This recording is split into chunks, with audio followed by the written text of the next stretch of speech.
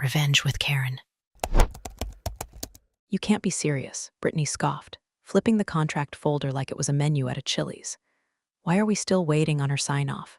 Tuesday, 6:17 p.m. I was 2 bites into a lukewarm turkey sandwich in the compliance room, fluorescent lights buzzing, my eyes dry from 8 straight hours of squinting at legal doc versioning. Brittany, the founder's niece and newly minted chief strategy officer, stood in the doorway wearing a blazer that screamed Mom bought me this for my first internship. Her voice was the exact pitch that triggers migraines. Her idea of strategy was make it look like I'm in charge, and her first order of business had been auditing everyone's workload, under the thin veil of resource streamlining. And there I was, Mary from compliance, gray cardigans and quiet emails, the designated attester for all major ops. I'd reviewed, validated, logged every contract, merger prep, vendor clause, and escrow term for the past 6 years. Never missed a deadline. Never claimed credit. Hell, most people didn't even know what a designated attester was. Brittany sure didn't, but she sure as hell was irritated that the system wasn't moving without my click. You know what? Just skip her, she snapped at the legal intern, a recent grad who visibly paled but nodded like his life depended on it. Let me tell you something about this industry, or any industry really. Your loudest talkers are rarely your strongest players, and your quietest workers. They're usually the ones holding the walls up, but nobody notices until the bricks start falling. Anyway, this wasn't the first time someone had dismissed me. Wasn't the first time I'd been called a bottleneck either. I'd long ago made peace with being background noise. I wasn't invited to happy hours. Name was never dropped in town halls. But you know what I was? The one who kept their $1 million deals from falling into litigation hell. My initials at the bottom of every attested document weren't decorative. They were structural. And speaking of structure, if you're enjoying this story so far, or maybe just feeling the early tingles of corporate dread bubbling in your chest, do me a small favor. Hit that like button, and maybe, just maybe, consider subscribing. It takes 2 seconds, and I swear it's the only kind of attestation I'll ever ask of you. Plus, it really does help the team keep digging up stories like this one. Now, back to the collapse. My days were a cycle of fixing what people broke, rogue vendor uploads, missing escrow PDFs, NDA clauses someone accidentally deleted from Salesforce.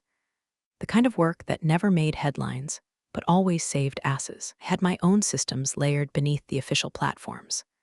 My own version logs. My own alerts.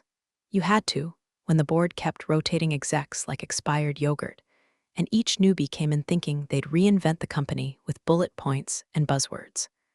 So when Brittany got the job over 3 actual qualified internal candidates, I didn't flinch. She started interrogating random staff over outside activities like she was playing a startup version of McCarthy. I didn't argue. I even smiled when she slid into the compliance thread asking why I'd signed off on a contract 6 months prior for a vendor she just learned existed. That vendor? One we used for off-site backups, approved, logged, and ironically, keeping her uncle's digital assets alive. Things took a turn when she saw my name in their quarterly review notes. See, I'd been asked to consult by their legal team. Just an hour a month, and it had been cleared under old legal before the shakeup. But Brittany, oh, she saw gold or blood. Hard to tell with her. We discovered your after-hours contract, she said, arms folded in triumph like she just cracked the Zodiac cipher. That's a conflict of interest. Pack your desk. I looked at her, at the junior counsel standing behind her, clearly uncomfortable. I didn't speak. I didn't argue. I opened the drawer where I kept my emergency envelope. Not the HR one, not the will, the envelope, gray, sealed, stamped. I slid it across the table toward legal. He picked it up. Read the line on the front, looked at me, and I smiled just once.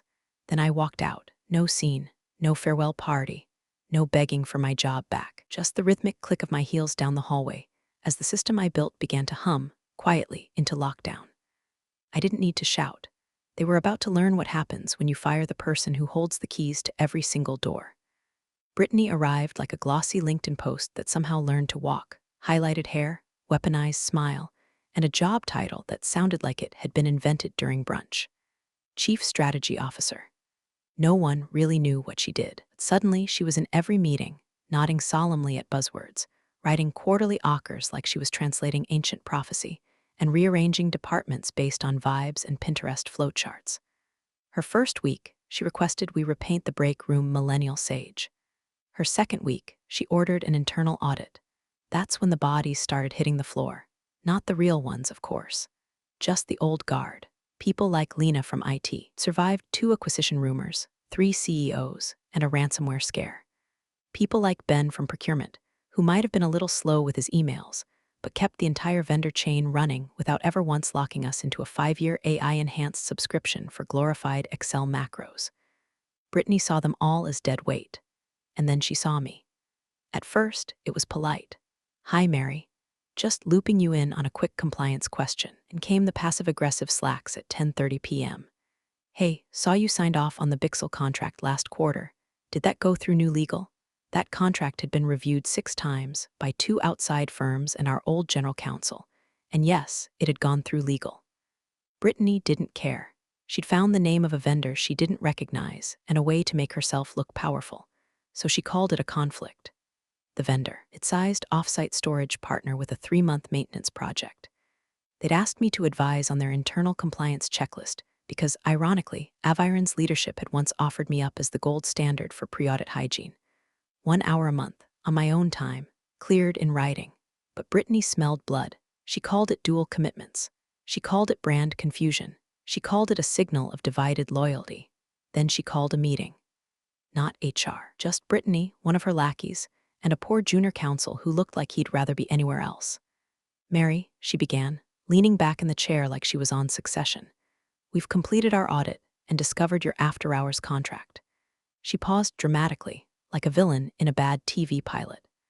I said nothing. Just watched her with the kind of deadpan face you earn from 6 years of correcting executives who don't read what they sign. "That's a breach of policy under our new ethics framework," she continued, "so you'll need to box your desk." The silence that followed was loud. I looked at her, then turned to the junior counsel. "This vendor," I said flatly, "was approved in writing. Would you like me to forward the email?" Brittany cut in. "It's not about the past. It's about the appearance of conflict." Ah, there it was. Brittany's gospel, optics over reality, form over function. Clap louder and the truth disappears. I reached into my drawer. Now, for anyone else, this is where the panic sets in. The flailing, the excuses, the desperate appeals to reason. But I'm not anyone else. I'm the one who signed every attestation for every major transaction this company has processed for 6 years. I'm the name on the bottom of the M and a readiness tracker. I'm the final tick box in our legal pipeline.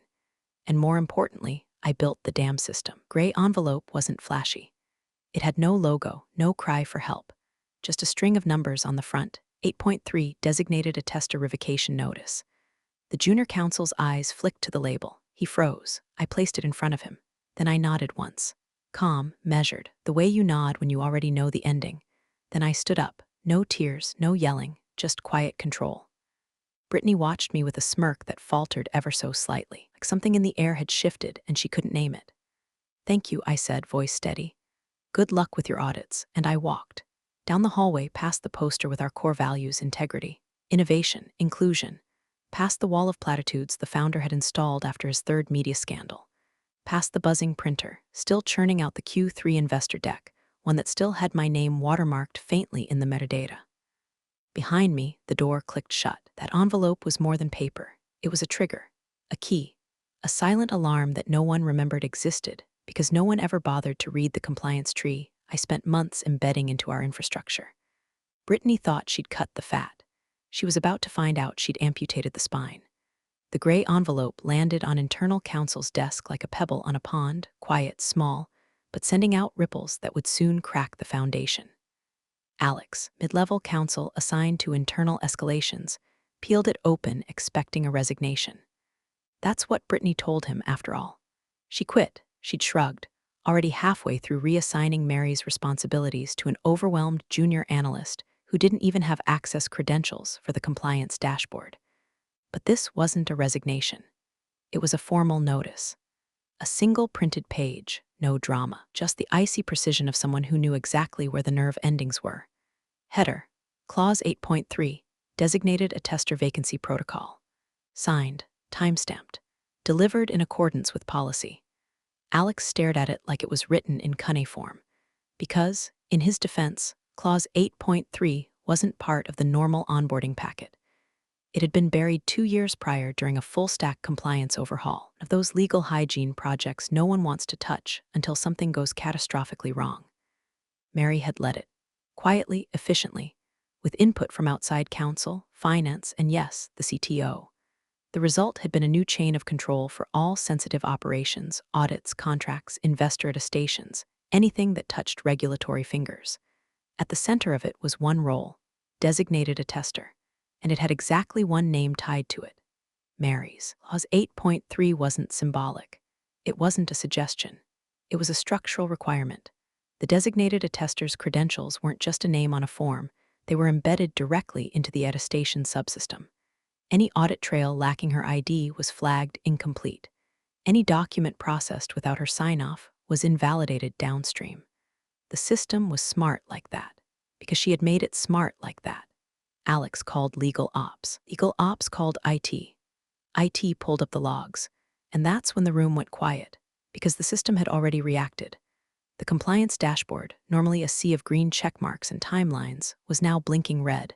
Slowly, steadily, not catastrophic, not yet, but the locks were engaging. Every pending transaction marked awaiting attester validation. Every outbound audit folder stamped incomplete compliance chain. Automated alert had already been sent to the acquisition partner's shared inbox. Back at her apartment, Mary was curled on the couch in an old sweatshirt, one leg draped over the side, wine glass balanced on a coaster made from a repurposed NDA. The apartment was quiet, save for the faint hum of her air purifier and the occasional buzz from her phone. She watched the screen of her laptop as the logs updated in real time. Her access still worked, read-only, course by design. She'd built in a delay buffer, 72 hours of ghost access before the full blackout, long enough to observe, long enough to sip and smile. Red, red, red, there it was, the domino line. Every system she'd propped up, every thread of automation that legal and ops and risk had leaned on without ever truly understanding it, was now pulsing with warnings. Her favorite part? The wording she'd personally chosen for the first-tier alerts. Validation halt, authorized designated attester not found. Please refer to Protocol Tree Section 8.3 for reinstatement instructions. Nobody had ever clicked that link. She tested it once, then hid it beneath 3 layers of documentation. Because that's what they always did, didn't they? Skim the bullets, sign the deck, ignore the footnotes. Mary never ignored footnotes. Back at HQ, Brittany was oblivious. Was in the executive lounge doing a vision alignment session with marketing, probably sketching a mood board for Q4 synergy. Legal was less oblivious. Alex stood at the window in the conference room, holding the page like it might start speaking if he stared long enough. IT was confirming, no override access, no admin reassignments. The system recognized one signature and one signature only, Mary's, and she'd revoked it. Attempts to reassign the role failed. The compliance software returned the same message again and again. Invalid authorization token, original assignee required for reinstatement. An intern suggested they manually backdate a new signature to avoid triggering alerts. But that's when they found the second trigger, a logic trap Mary had baked in for just such an occasion. A backdated override would automatically ping the company's external auditor and the insurance liaison with a potential fraud warning. So now they were boxed in. They couldn't complete the pending M and a diligence. They couldn't reassign the attester role. They couldn't even delete the logs because Mary had set the permissions to mirror external audit standards. Across town, Mary refreshed the dashboard. She took a long sip of wine, still blinking red. Perfect. This wasn't revenge. Not yet. This was just the prelude, the polite knock before the storm. The warning shot fired into the air so no one could say they weren't warned. Let them sweat. Let them call each other and point fingers and flip through contracts looking for a loophole that wasn't there. Let them learn what it feels like to run compliance on memory and wishful thinking. She closed the laptop. Her phone buzzed once. A calendar invite. Subject line, quick chat. You see, acquisition partner, her smile deepened. The suits arrived early. Navy blue, pressed within an inch of their lives, armed with silver laptops and polite smiles that didn't reach their eyes. The acquisition team from Kelbridge Capital had flown in from New York the night before and were already seated in the Aviron boardroom by 8:00 a.m., mugs of untouched coffee steaming on the table like set pieces. It was the big day. due diligence moment where all the pitch decks and founder stories, and we're like Slack, but for AI-driven compliance. Had to stand up to the brutal math of valuation models and infrastructure audits. Brittany sauntered in 15 minutes late with a venti oat milk latte and a blazer 2 sizes too tight, chirping something about vibes being excellent this quarter. She gestured vaguely at the monitors as if to say, "Behold, our empire." Then sat down, crossed her legs like a talk show host, and waited for someone else to speak. At first, things went smoothly. The buyers logged into the compliance portal. Vendor folders loaded. A few contracts downloaded just fine. The CTO ran through his prepared demo with all the confidence of a man who had no idea a time bomb had already gone off under his chair. And then, 3 clicks in, it started. The first document loaded with a red banner, pending attestation, document incomplete. Then another. Critical compliance invalidation, no designated attester on record. The legal lead from Kelbridge tilted her head. "That's odd," she said, clicking a third file. Same result. She turned to Aviron's legal team, brows furrowed. "Why are the compliance logs missing sign-off from the attester?" Alex, now officially regretting every career choice that led him to this moment, cleared his throat. "We were transitioning roles at the moment. There was a miscommunication." The lead replied, unimpressed. She typed something into her spreadsheet. "Well, this puts us in a tricky position. These gaps will freeze us from proceeding until they are reconciled. Can you walk us through who the attester is and when they'll be reinstated?" All eyes turned to Brittany. She blinked once. "Oh, her? We let her go." Silence. "You let go of your compliance attester?" The buyer asked slowly, like translating a bad dream. "For diligence?" Brittany gave a little laugh. "I mean, the system just uses a rubber stamp anyway, right? We can just assign someone else." "No," the buyer said flatly. "No, you can't." Now the air shifted. It was that corporate shift you can feel in your bones, the warmth sucked out of the room, smiles replaced with polite tension. People adjusting ties, notes being scribbled. Laptops clicking not with enthusiasm, but suspicion. The Kelbridge lead leaned forward. Was the designated attester? Brittany looked to legal. Legal looked to IT. IT looked like they wanted to crawl into the ceiling and die quietly next to the HVAC unit.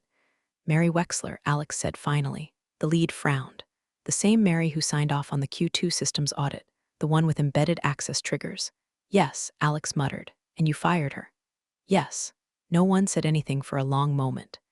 The only sound was the soft whir of the wall-mounted projector, which now seemed to glow like a heat lamp over a pile of raw meat.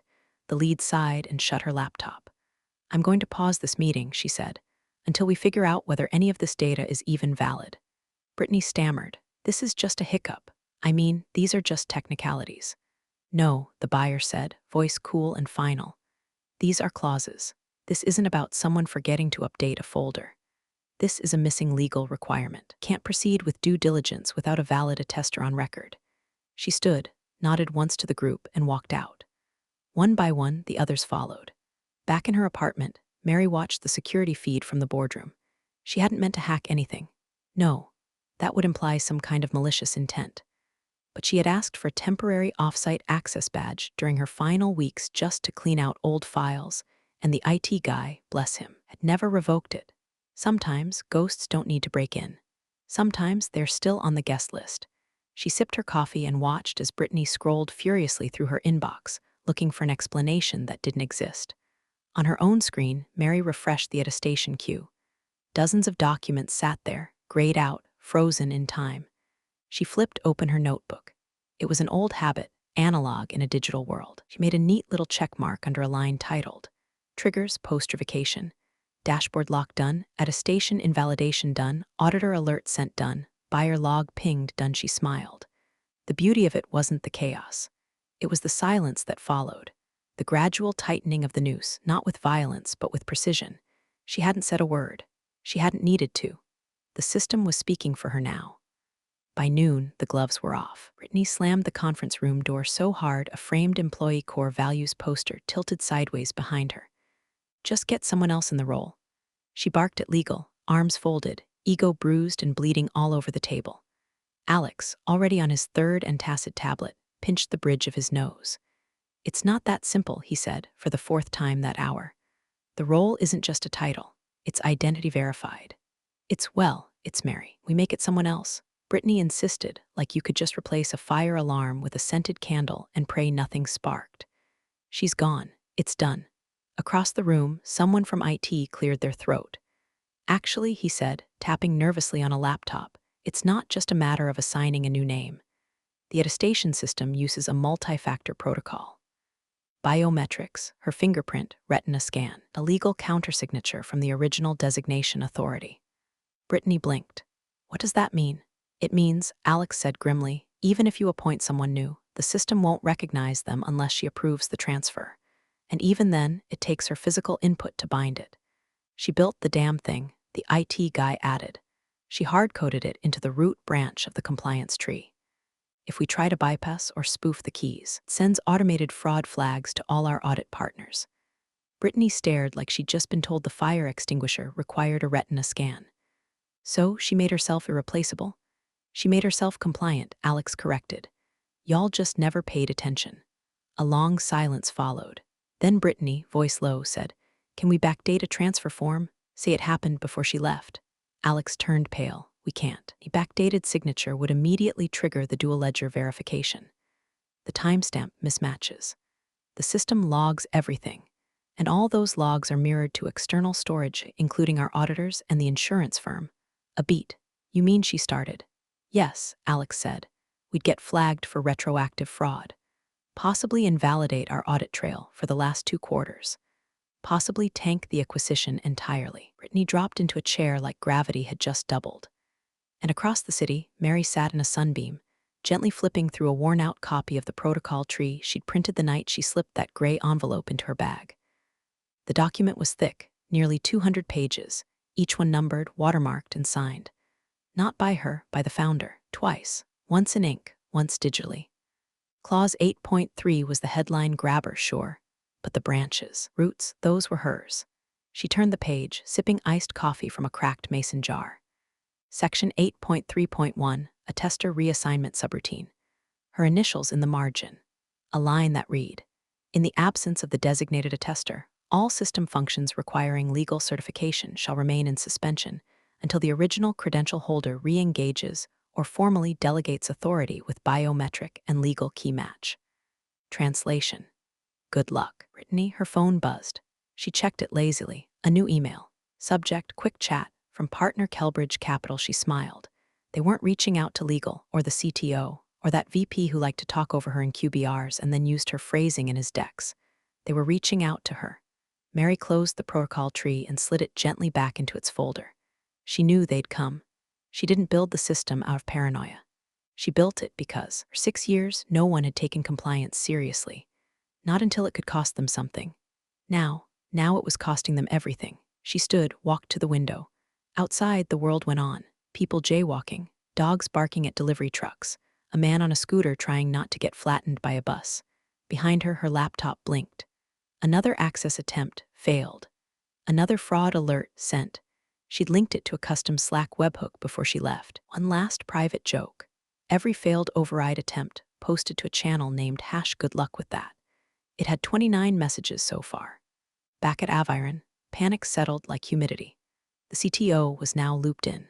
He demanded to know why no one flagged this vulnerability sooner.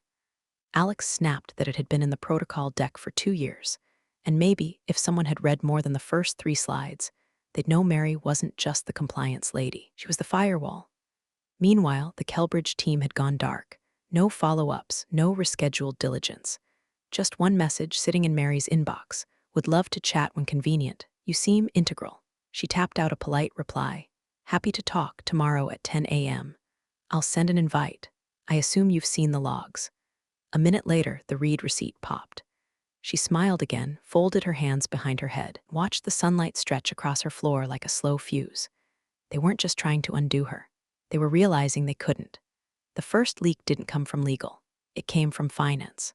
Someone on the exit comp team, probably too young or too stressed to remember their NDA, let slip to a department thread that the merger bonuses were on hold until compliance recertification is completed.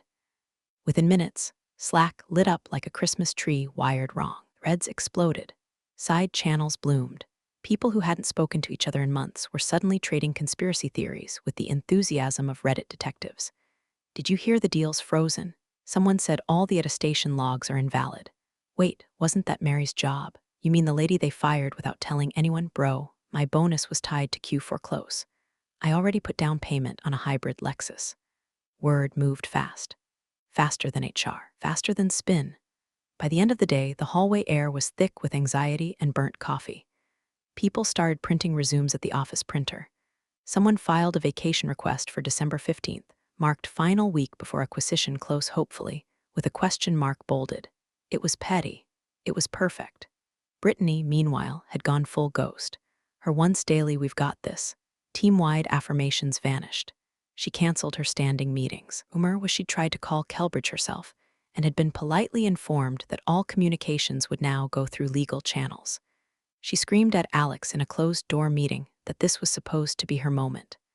Alex, who looked like he hadn't slept in 3 days, reportedly replied, "Then maybe you shouldn't have amputated the one person keeping the heart beating." The founder, Greg, held an emergency call with the board. No one could confirm what was said. By afternoon, his calendar was marked "OOO investor reorg planning." Another rumor. Meanwhile, Mary was silent. Not one post, not one call, not one email. She hadn't responded to the Slack message legal center, nor the voicemail Brittany left under the brittle guise of rebuilding bridges. The official letter, couriered to her apartment in a fancy cream envelope, was still sealed on her desk, unopened, next to her terrarium and a half-eaten cranberry scone. He didn't need to reply, because she'd already spoken. Aviron's audit logs were still triggering. Every attempt to reroute compliance through another system caused the same result: ping, fail, alert sent. A spreadsheet she'd quietly programmed a year ago, titled Activation Flags, External Audit Protocols, was running in the background. It was set to auto-email every 36 hours to 4 external parties: Aviron's insurance compliance monitor, Kelbridge due diligence team, an SEC compliance partner, and Mary herself. Each email contained the same thing: a timestamped CSV of every flagged compliance failure, sorted by severity, with a neat little footer: no valid attestation credential on file. Clause 8.3 breach. Immediate action recommended. She hadn't lifted a finger in days. And yet, every attempt to bypass her structure only stitched her name deeper into the fabric. Internal conversations shifted from blame to desperation. At 3:14 p.m., legal formally sent her a new offer, returned temporarily as a consultant, just long enough to unlock the system and restore basic function. Full pay, no hard feelings, retroactive neutral reference. Mary read the PDF once, then archived it. No reply. They didn't want her back. They wanted a Band-Aid.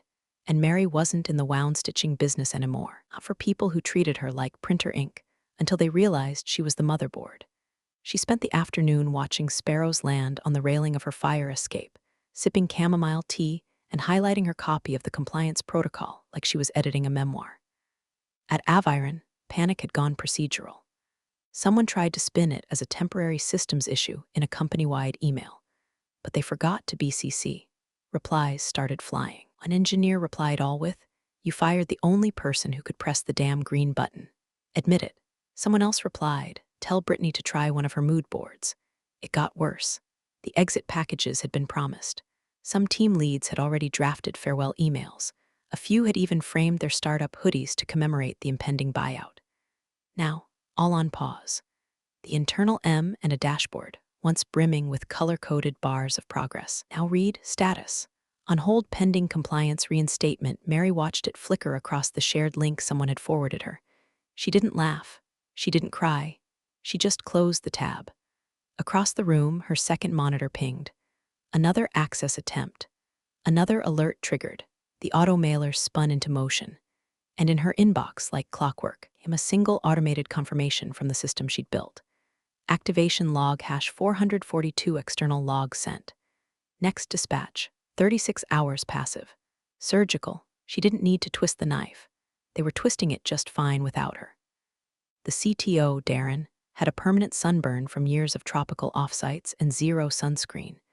But that morning, under the glow of 3 monitors and a single damning PDF, looked pale for the first time anyone could remember. "Wait," he muttered, scrolling through a document that looked like it hadn't been opened since the Ice Age. Clause 8.3.1, this was part of the system charter. External legal, 2 suits from a white shoe firm Kelbridge insisted on roping in, nodded grimly. Yes, signed by your founder.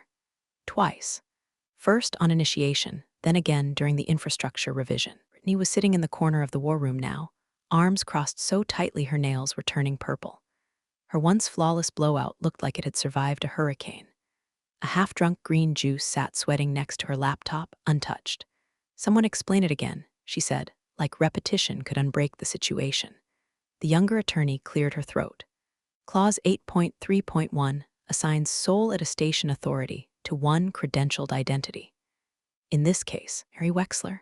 Clause 8.3.1 requires her biometric signature to transfer or relinquish that authority. Clause 8.3.1 B requires written consent of the founder or acting CEO to override it. Both must occur in tandem. Otherwise, the system flags all subsequent actions as non-compliant. Darren looked up. And if we just pull logs and fake the credentials? Both lawyers gave identical expressions, something between pity and disbelief. Then every file touched after the override attempt becomes toxic. Your whole deal history, unusable, your audit trail, unverifiable, your sale. The older attorney shook his head, dead in the water. Brittany stared at the screen like it was written in ancient Greek. We fired the only person who could legally validate our sale. No one answered. There it was. The truth laid out, cold and clear, not sabotage, not hacking, just a system designed correctly, so correctly that it required diligence, continuity, and respect for roles to function. 3 things Aviron had discarded the moment someone with better optics and a family connection wanted a bigger chair. Mary hadn't set a trap. She'd built a machine. They tripped over it because they assumed it was ornamental.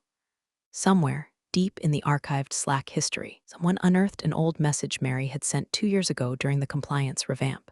Just a heads up. Attestation redesign is live. Check clause 8.3 if you're ever tempted to reroute without me. Grinning face with sweat, they hadn't checked it. They'd laughed at the emoji. Now, the company's future hung on that clause. The external auditors refused to proceed without clean lineage from the original attester. Insurance compliance liaison replied with a curt line. Attestation invalid. Risk coverage suspended until rectified. Kelbridge's diligence team sent a formal notice pausing all activity, citing structural discrepancies in compliance flow. And all because of a clause signed by Greg, the founder himself, in blue ink with a flourish, back when Mary had redesigned the architecture, because she was the only one who cared enough to future-proof it.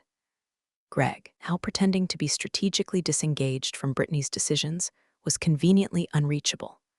Rumor had it he'd flown to Jackson Hole for clarity. Meanwhile, back in Mary's apartment, the wine glass was gone, replaced by a plain mug of black coffee and a to-do list with only one item left unchecked. She flipped open her notebook again, running a finger down the protocol map. Every node, every branch, every authorization handshake. They all ended with her. Hadn't sabotaged anything. She hadn't leaked documents, hadn't changed passwords, hadn't exploited a single loophole. She had followed policy. She had written policy. What was happening to Aviron wasn't revenge. It was architecture. She wasn't angry, not anymore, just finished. They'd mistaken silence for absence. But silence had just been her way of letting the system speak. And the system was screaming. She pulled open her laptop. Another ping. Another failed override attempt from Aviron. She watched the trigger fire, saw the log file bundle itself neatly and email off to Kelbridge and their audit attorneys. At the bottom of the screen, one final message from her custom Slack bot popped into her feed. Good luck with that, user. CTO attempted reassignment protocol. Flagged. Alert dispatched. Time, 11:03 a.m. EST severity, critical. She closed the window. Folded the notebook. Let them drown in the rulebook they never read. The call was scheduled for 10 o'clock a.m. on a Thursday. No fluff, no preamble. The calendar invite simply read, Kelbridge Compliance Restoration Discussion Location. Zoom. Duration, 30 minutes. Attendees, 2 partners. 1 Mary Wexler. Mary didn't bother with makeup. She wore a faded navy hoodie with a coffee stain from a month ago and tied her hair back like she was about to change a tire. She brewed a fresh pot of coffee, set her protocol binder to the side, and signed in exactly 60 seconds late.